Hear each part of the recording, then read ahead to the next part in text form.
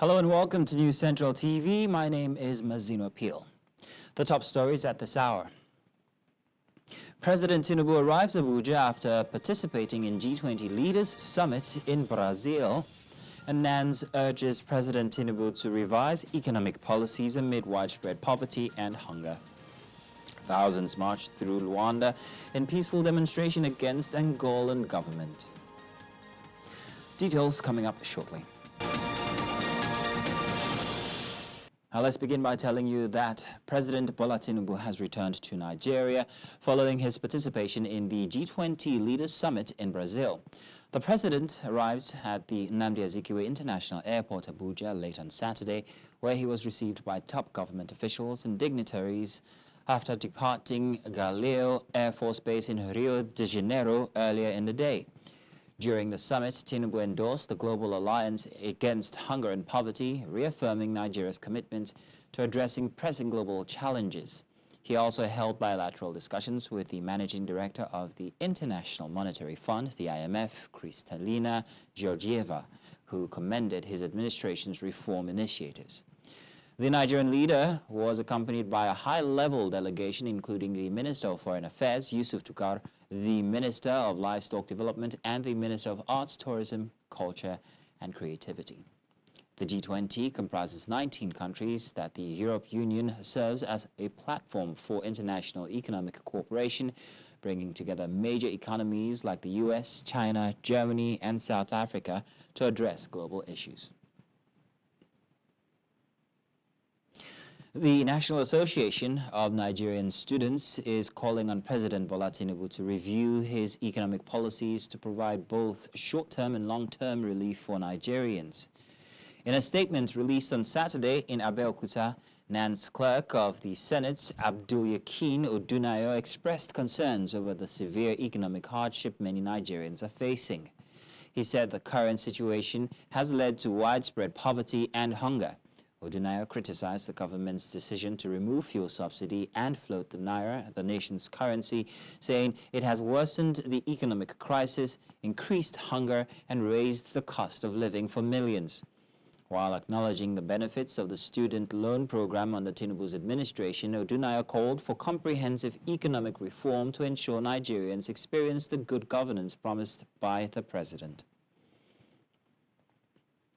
Let's also tell you that the National Bureau of Statistics has disclosed that 20.8% of Nigerian households resorted to borrowing food or seeking help from friends and relatives to survive over the past 30 days. This finding is contained in the General Household Survey Panel Wave 5 2023-24, supported by the World Bank. It reveals the grim state of food security, rather food insecurity, across the country. According to the report, 65.8% of households were unable to afford healthy, nutritious, or preferred meals due to financial difficulties, while 63.8% relied on a limited variety of foods. A further 62.4% of households admitted to being anxious about running out of food, with 60.5% saying they ate less than they should.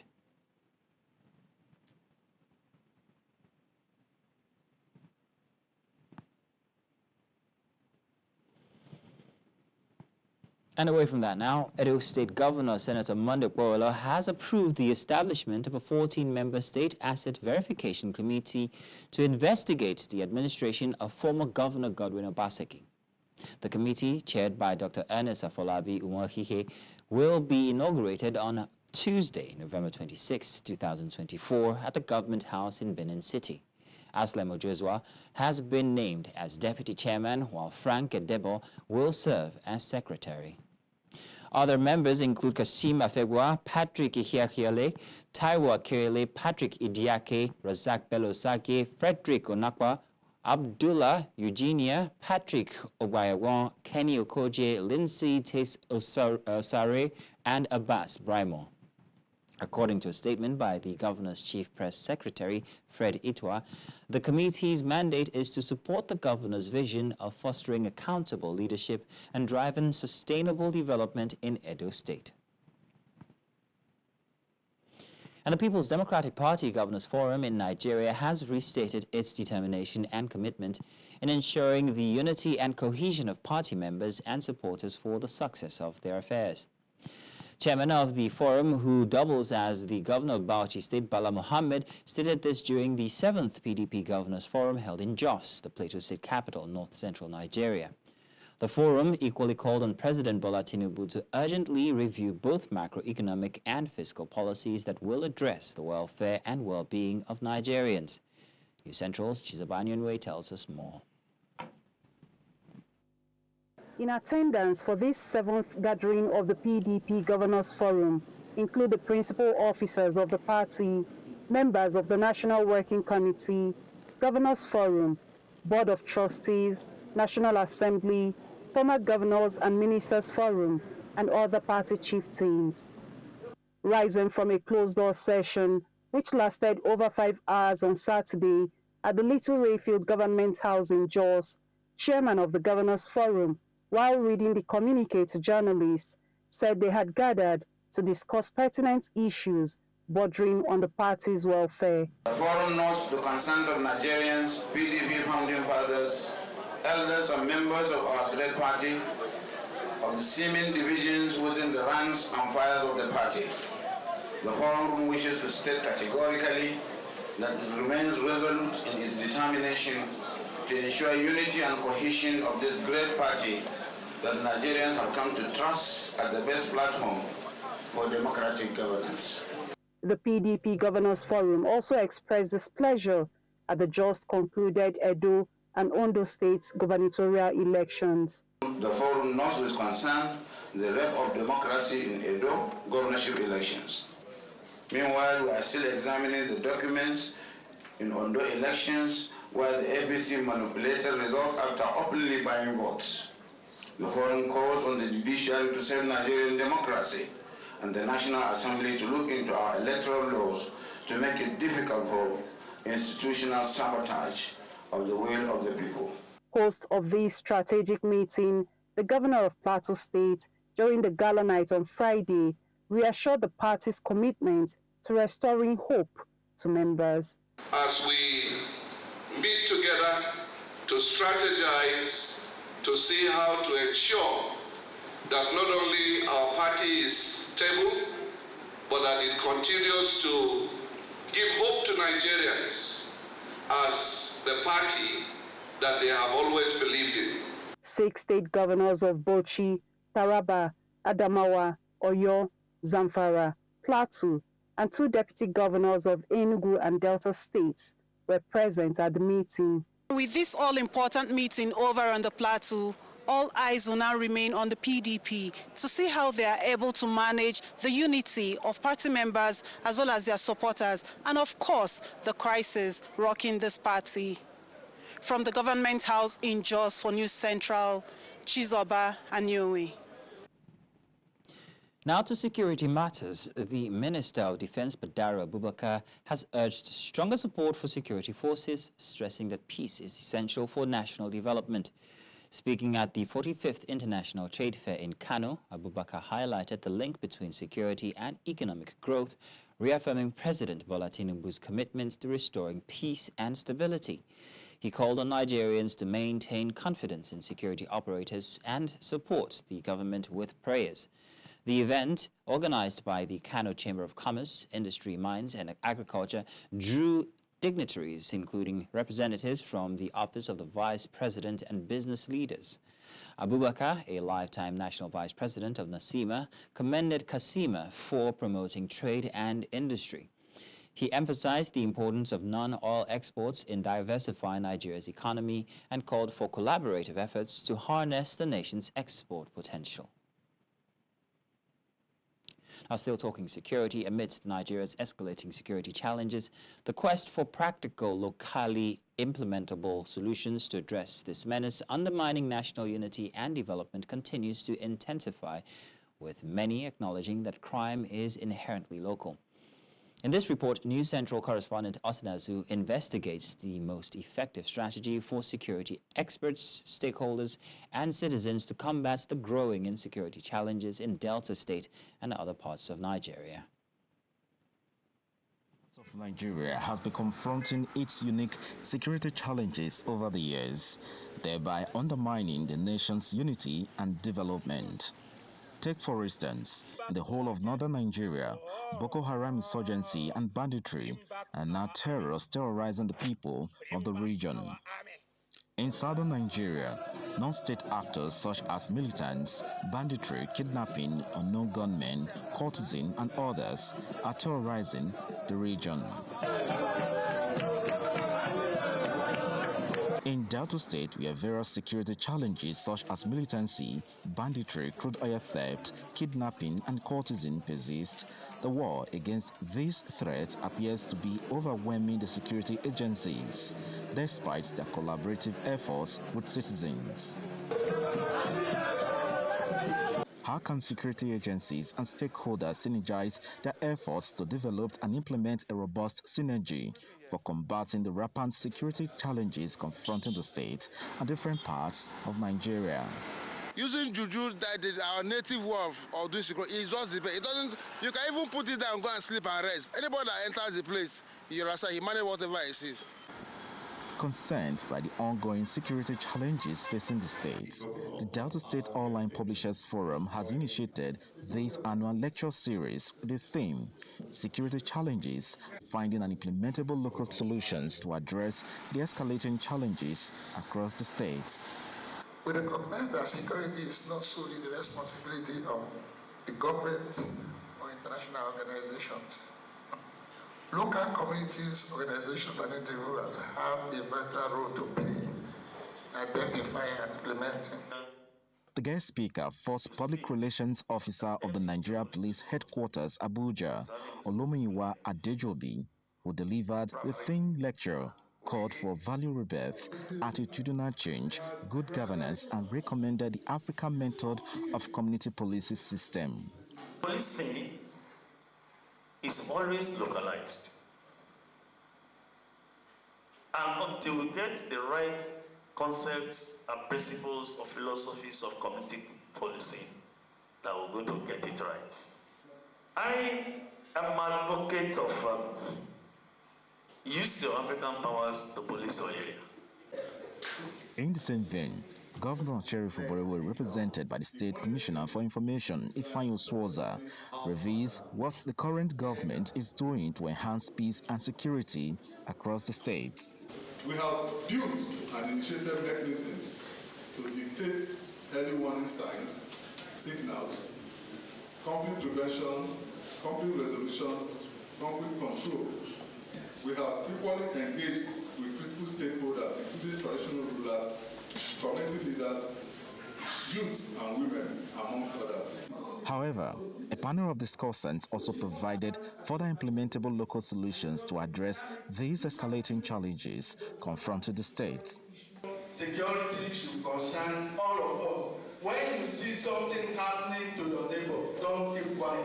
Tomorrow it will be yourself. The grassroots is where the problem is, and they could be tackled. And that's where the multiple people that are suffering and poverty comes from.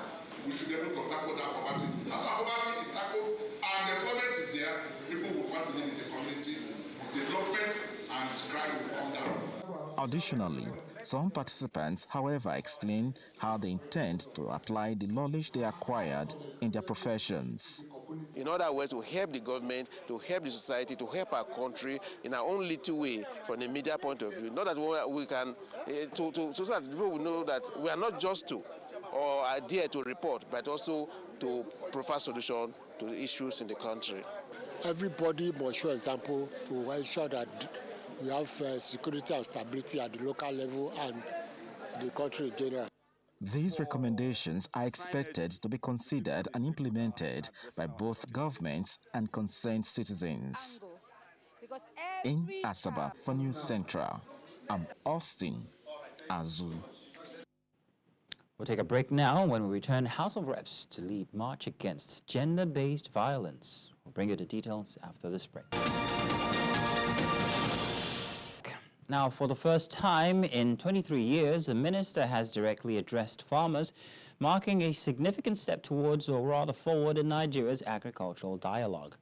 The minister, while speaking on Live, discussed powers by a new central in conjunction with African farmer Magaji, emphasized the importance of empowering MSMEs to foster food security, reduce dependency on imported food, and enhance productivity across the sector.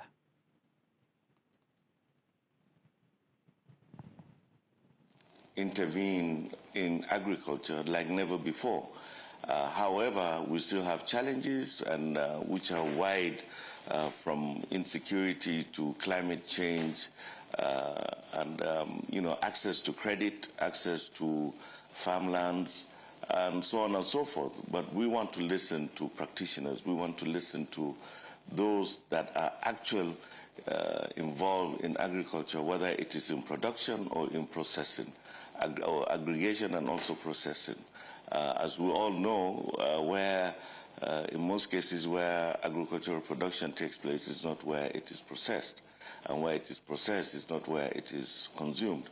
So there are linkages that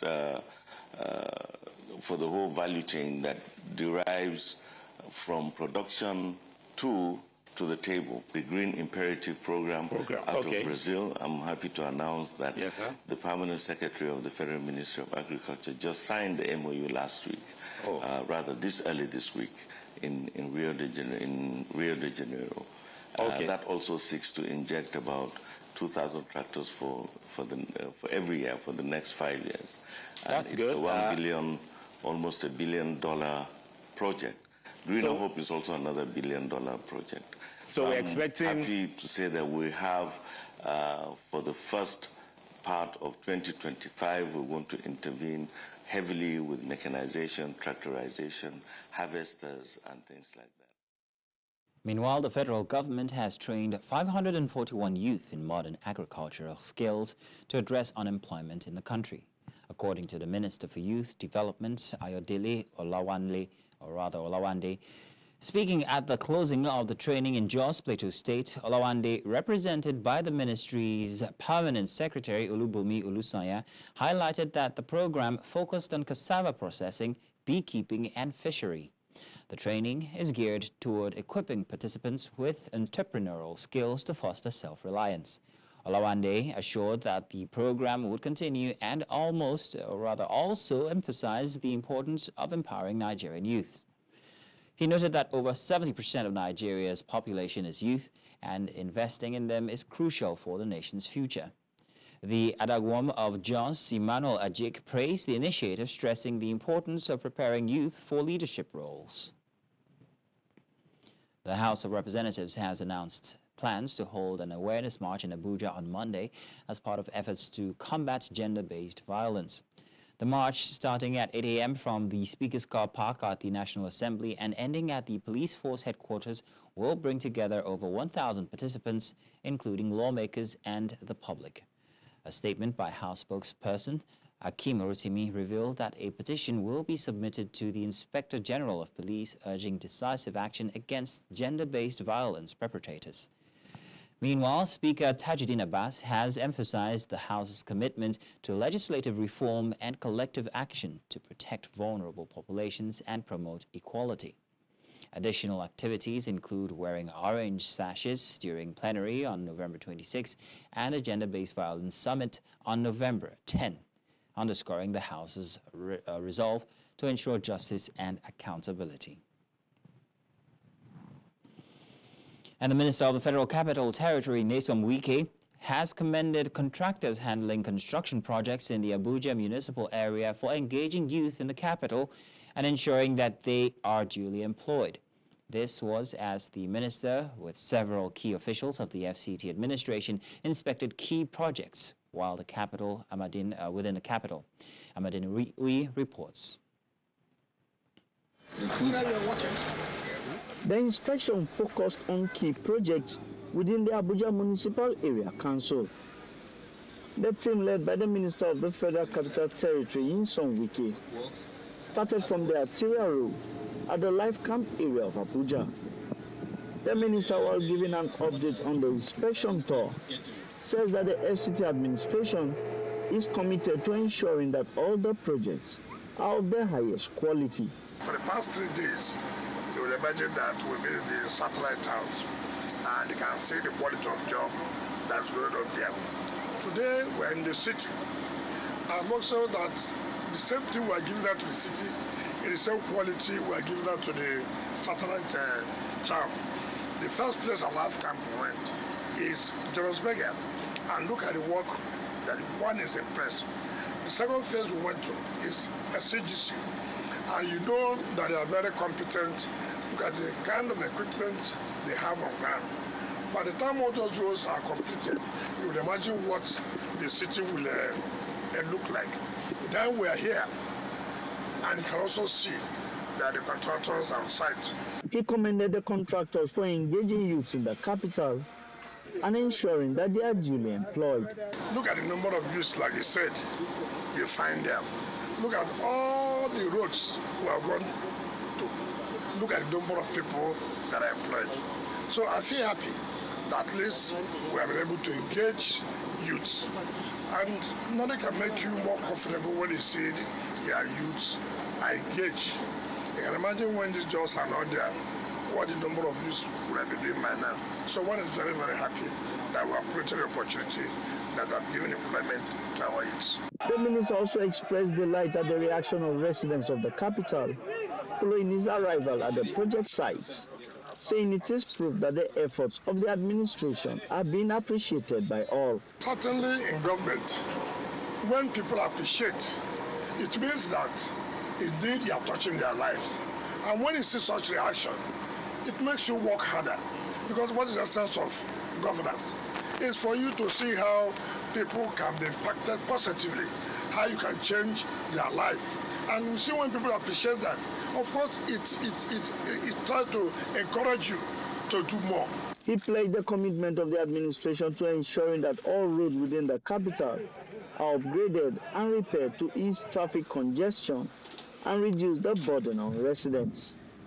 In Abuja for News Central, I am Amadine Uyi. And now to health matters. The Nigerian Red Cross has raised an alarm over the prevalence of Mpox in the 3 states of Bayelsa, Rivers, and Enugu.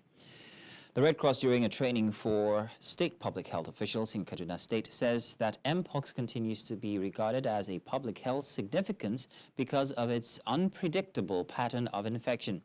They say the training will equip health officials saddled with managing the epidemic, informing them of the disease and supporting to raise awareness on its prevention, symptoms, and treatment for infected citizens.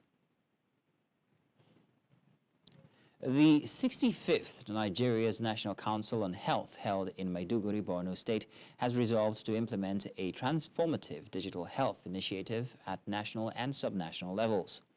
The council, which convened over 5 days, emphasized the adoption of digital health solutions to enhance accessibility, efficiency, and also equity in healthcare delivery across Nigeria. Now, News Central's Umaru Kirawa completes the report. Experts across different areas of specialization converged on Borno State capital, Maiduguri, for the annual National Council on Health, the highest policy-making body on matters relating to health in Nigeria. Accelerating pathways to universal health coverage, strategies for 2030 success, topped the agenda. Our purpose is to improve our population health outcomes, to ensure that we have financial protection and that we protect those who are the poorest and vulnerable in our society.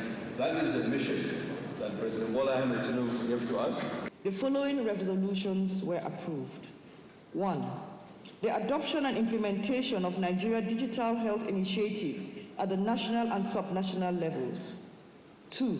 States who are yet to institutionalize human resources for health units to identify at least 2 competent human resources for health focal persons in all LGAs. This journey has been challenging and inspiring as we continue to work towards a future where all our communities have access to high-quality healthcare service.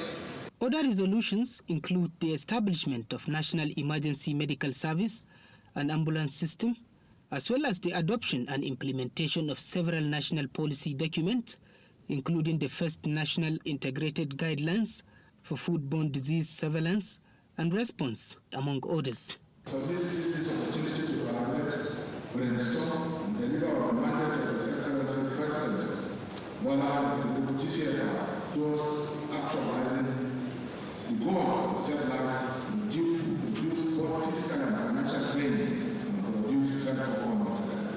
December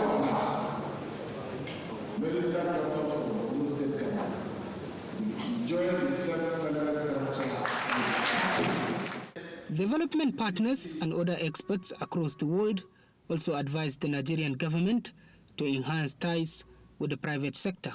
We're also talking about investing in the capacity of the state and the women and girls to be able to make decisions about their health and be able to make decisions, especially about birth spacing. As Nigerians patiently await the implementation of the resolutions for effective healthcare services, the next port of call is Cross River State, where the 66th National Council on Health is expected to take place in 2025. In Maiduguri for News Central, Umaru Kirawa. And now away from health, access to cash lies at the center of a growing debate in Nigeria. This is as point-of-sale services, known locally as POS services, continue to expand despite a more convenient use of automated teller machines situated at banks for public use. While some customers voice concerns about high transaction fees and the increasing reliance on POS operators instead of ATM services, POS vendors argue that the high transaction fees stem from the ongoing cash shortage in the country. Our correspondent Joshua Marai reports. Since the Naira redesign effort in 2022 by the Central Bank of Nigeria, the nation has intermittently experienced its fair share of cash scarcity. Additionally, the rapid growth of electronic transactions has led to a significant decline in cash circulation, leaving those outside the digital ecosystem at a disadvantage. For Nigerians like David, ATMs are the preferred option for cash withdrawals. However, the frequent unavailability of cash at ATM has forced him to rely on POS operators. I'll prefer an ATM, definitely, because of the charges. Because also in the POS itself, you can find somebody charging 100 some place. It's not as if there's a stable price. So some even adding theirs. You can see someone doubling where you pay 100 naira, someone is even charging 200. Especially when you come to the central area side, the charges are different from at most of the local places. However, other Nigerians expressed divergent views on the issue. POS is being operated by bank. No any POS company or establishment that operates in isolation in Nigeria. And then the POS people and the bank cannot deceive Nigerians. POS is alleviating the pains of the people going to banks to go and queue up for lesser amount of money. So people prefer going to them to collect money from them. But if they say they are not getting enough money to give to people, that's a different action. And that means the bank itself is surcharging them. For POS operators like Biola, the source of cash is cited as the main reason for the fluctuating and sometimes high withdrawal fees. As a matter of fact, the money is not available. If you go to most of the ATMs, the money is not always available. Some of them even go as far as going to filling station to get the cash. And what do? They usually buy the money. Some of them even charge as much as 2,000 naira for 100,000. Even from inside the bank, they are buying the cash. The POS operators, they are buying the cash. Even the bank cashiers or bank themselves, they are selling the cash. As cash challenges escalate, Nigerians are urging the Central Bank of Nigeria and other financial regulatory agencies to improve cash availabilities at ATMs and regulate POS fees. They believe these measures will ensure fair and accessible cash services, alleviating financial burdens and restoring trust in Nigeria's financial system. In Abuja for News Central, I am Joshua Imarai. Coming up, Norwegian Refugee Council's chief warns of looming catastrophe in Sudan. We'll bring you the details after the break.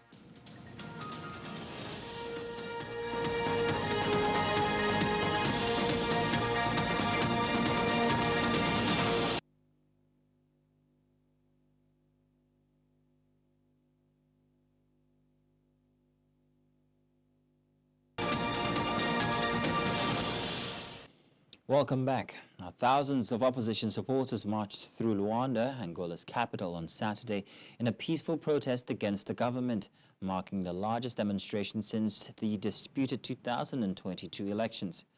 Organized by the National Union for the Total Independence of Angola, UNITA, the march attracted over 4,000 participants who carried banners criticizing the ruling People's Movement for the Liberation of Angola and President João Lourenço. Closely monitored by police, including officers on horseback, the demonstrators peacefully marched through the city, many wearing UNITA's signature red and green colors. UNITA, whose popularity has grown in recent years, continues to reject the 2022 election results, which is challenged in court. However, the country's top court dismissed its petition. President Lourenço, who has been in power since 2017, has faced repeated accusations of authoritarianism by political opponents. Angola remains Africa's second-largest oil producer, but citizens have increasingly expressed dissatisfaction with governance and economic challenges under the MPLA's decade-long rule.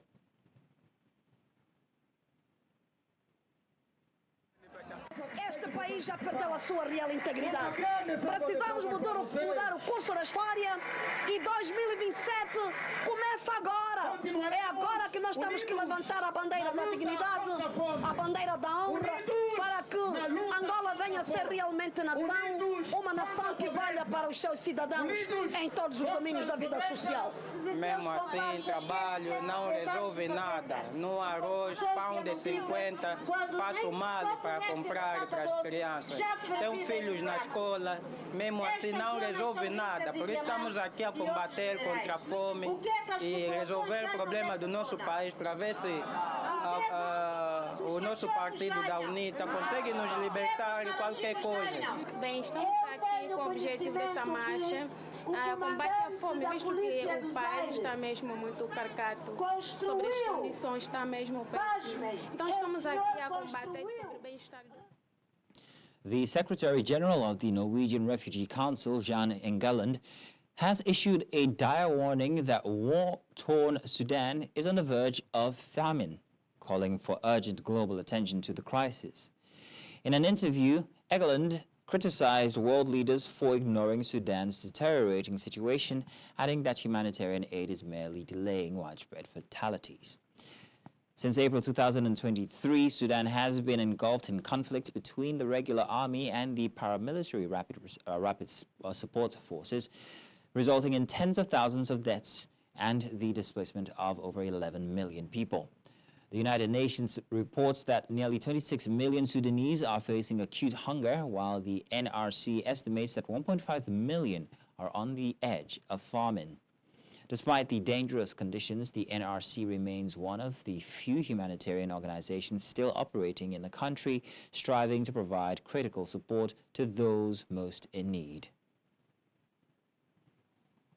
It is, as we are all part of a countdown to a famine that is totally unacceptable in 2024. It's the biggest humanitarian crisis on the planet, Sudan, biggest hunger crisis, biggest displacement crisis, 14 million people fleeing their homes, and the world is giving it a shrug. I mean, the world is neglecting what's happening here.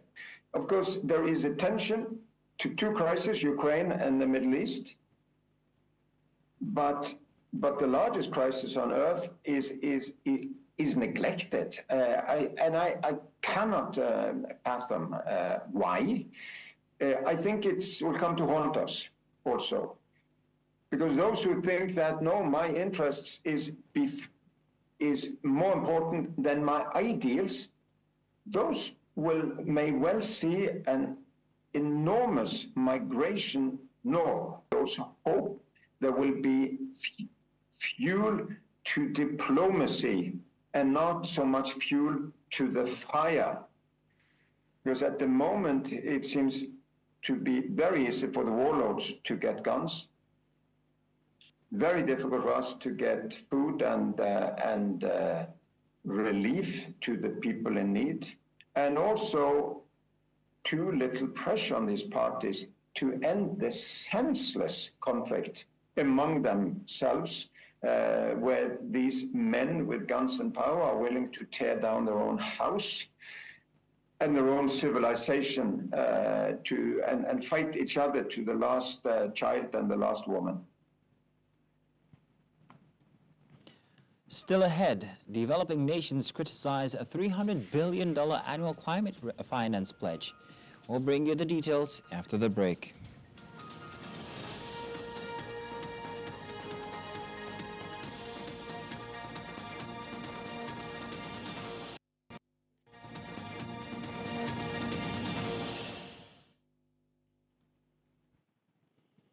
Welcome back. Now, nearly 200 nations have approved a historic climate deal at the COP29 summit in Azerbaijan, raising the amount wealthy nations will contribute to at least $300 billion annually to help poor countries combat global warming. After 2 weeks of intense negotiations that extended into overtime, COP29 President Mukhtar Babayev officially concluded the agreement at 2:39 a.m. on Sunday morning.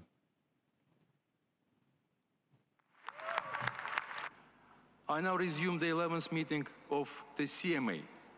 I invite parties to turn to agenda sub-items 11A, new collective quantified goal on climate finance. I hereby invite the CMA to adopt the draft decision contained in document CMA/2024 L.22.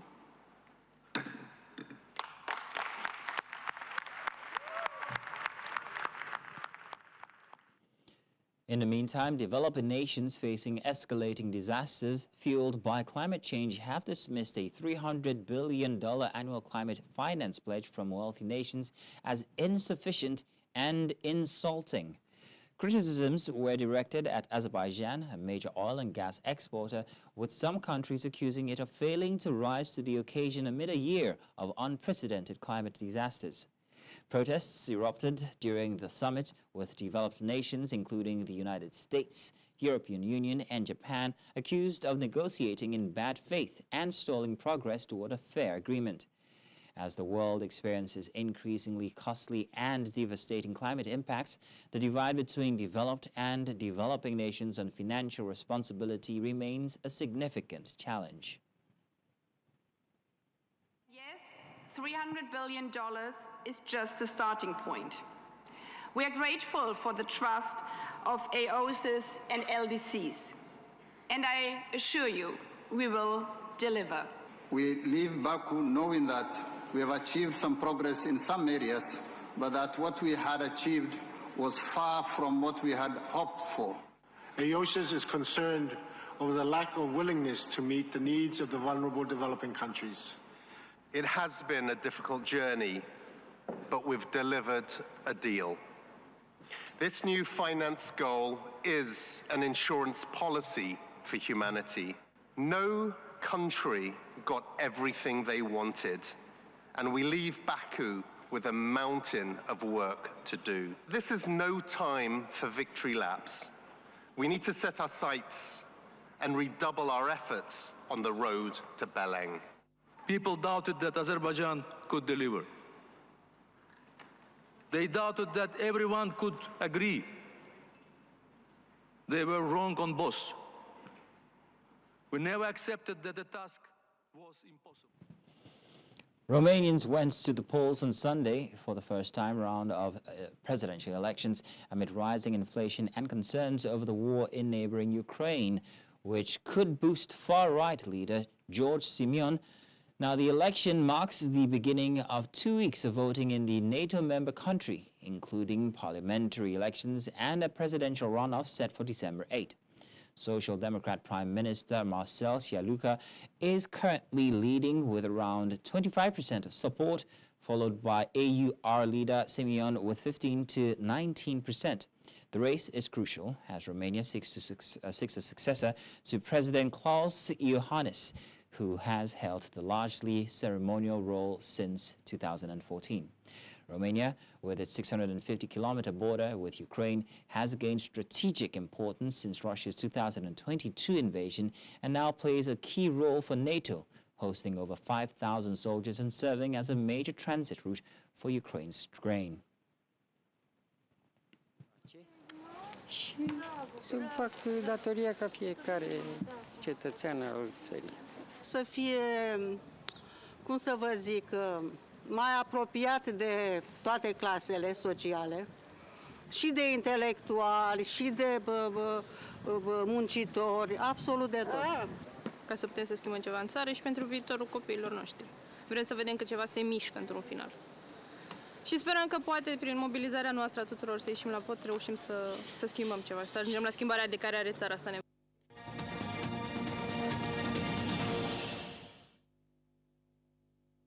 Now, a recent GSMA report reveals that telecommunication companies incur significantly higher costs when deploying and operating base stations in rural areas. Expenses average 35% more than in urban locations, primarily due to higher energy costs, increased expense for backhaul infrastructure, and the need for robust towers and civil works. The report, Rural Renewal, Telcos and Sustainable Energy in Africa, highlights the economic strain on rolling out networks in areas with low population density. The Nigerian National Petroleum Company Limited, NNPCL, has fallen short of its crude oil supply commitments to the Dangote Petroleum Refinery. Despite agreeing to deliver a minimum of 385,000 barrels per day, NNPCL has only provided a fraction of that amount. The refinery requires 650,000 barrels per day to operate at full capacity. This shortage threatens to undermine the success of the Naira for Crude initiative aimed at promoting local refining and reducing reliance on imported petrol products.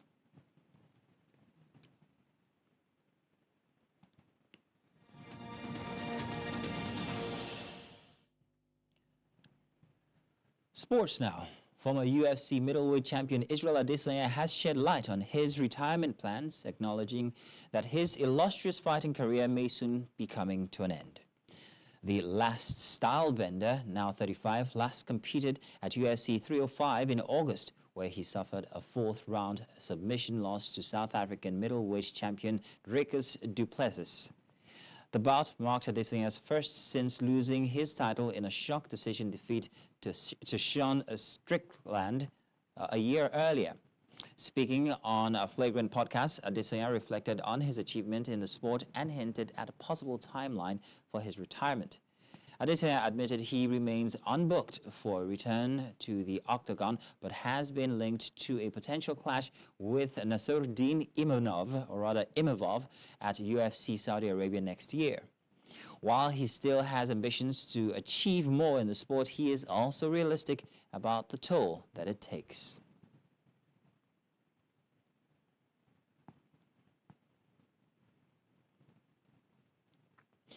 And the Democratic Republic of Congo side TP Mazembe are officially the champions of the CAF Women's Champions League Morocco 2024.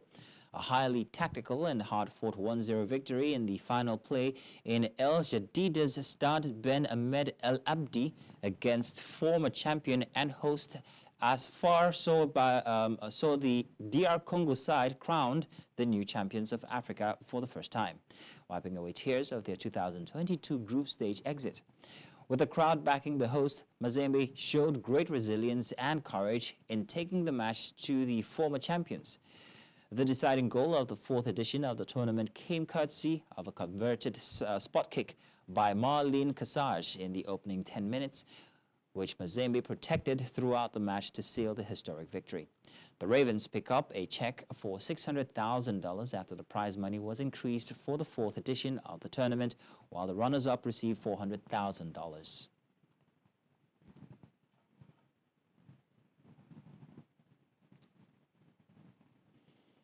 And that's all this hour. But before we go, let's take another look at some of the stories that we brought your way. President Tinubu arrives Abuja after participating in G20 Leaders Summit in Brazil. And NANS urges President Tinubu to revise economic policies amid widespread poverty and hunger. and thousands marched through Luanda in peaceful demonstration against the Angolan government.